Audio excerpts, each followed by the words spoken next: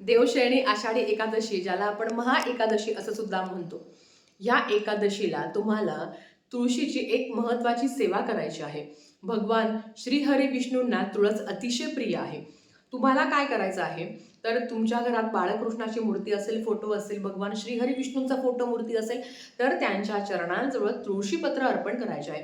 1000 तुम्हाला भगवान श्रीहरी विष्णूंचे नावं घ्यायचे आहे. म्हणजेच काय, विष्णू सहस्त्रनामावलीचं तुम्हाला पठण करायचं आहे आणि एक एक जे काही तुळशीचं पान आहे ते तुम्हाला त्यांच्या चरणांजवळ अर्पण करायचं आहे. आणि हे अर्पण केलेलं तुळशीचं पान तुम्हाला तुमच्या मुख्य घरात, तुमच्या स्वतःच्या घरात, भले तुम्ही भाड्याच्या घरात राहत असाल तर तुमच्या घरात एका ठिकाणी ठेवायचं आहे. आता ते कुठे ठेवायचं, कसं ठेवायचं, काय नियम अटी आहे, या संपूर्णसाठी खाली दिलेली लिंक आहे. नक्कीच क्लिक करा आणि संपूर्ण व्हिडिओ बघा आणि जास्तीत जास्त शेअर करा. धन्यवाद. श्री स्वामी समर्थ.